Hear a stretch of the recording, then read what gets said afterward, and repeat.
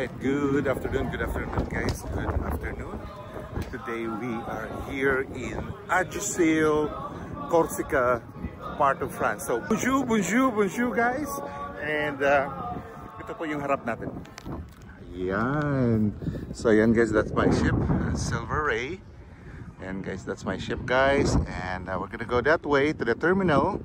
And then we're gonna go that way guys, kung saan yung dulo guys, alright?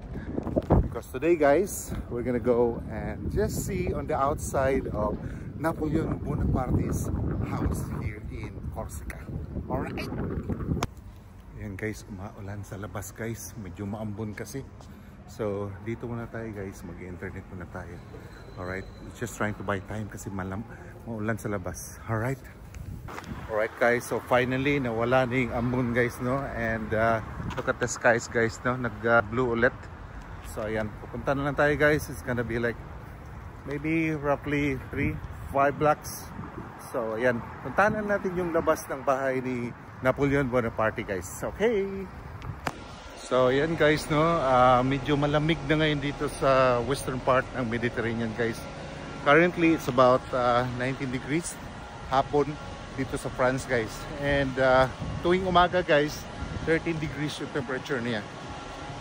Right guys, so some of the parts here dito sa western part ng Mediterranean guys brings a lot of memories in regards to my wife and my daughter, because sometime in 2017 nandito sila guys, and dala-dala ko sila actually to see this house of Napoleon, and that's why this is the first time na bumalik ulit ako sa lugar na to, and somehow visiting the house would really remind me of my late wife, Marian. So ayan guys, nakaganda dito guys. Ang dami mga decorations na which is seldom makikita natin sa atin.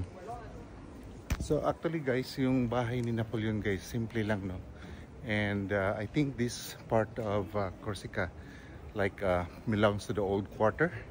And maya maya guys, makikita natin yung bahay niya. Alright, mukhang nandito na tayo. Ayan. I think this is it. Tingnan natin guys. Pasukin natin. So ayan guys, look at that.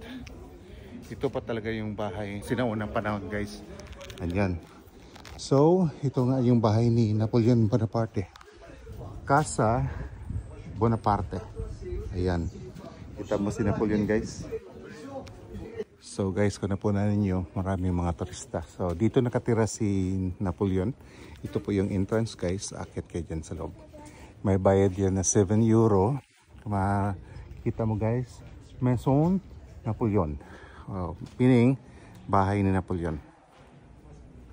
I was just thinking guys na yung mga architecture ng unang panahon guys, as in napaka-modern na talaga dito sa France. No? Look at that. This is the same stone. And window nila guys, ayan. So yung mga type of windows, the typical French windows. And may nakasign dito guys, Napoleon Instant City Maison. Alright, there's also writings here like property nationale when you mean historic.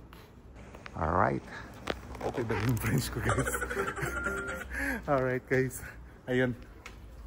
Alright guys, ito yung Napoleon. Look at that, his face and the height as well. So parang ano ko lang guys, ka-height ko lang si Napoleon, or maybe I'm taller than Napoleon. It's like life-size statue of Napoleon. Alright, merci beaucoup. Alright, okay guys, so ayan guys, tapos na yung tour natin dito, and I hope guys na enjoy nyo yung simple visit natin sa bahay ni Napoleon. But sarado po yung museum ngayon, so hindi po tayo pwedeng pumasok. Alright? Again guys, thank you for watching. Merci beaucoup. See you next time. Bye!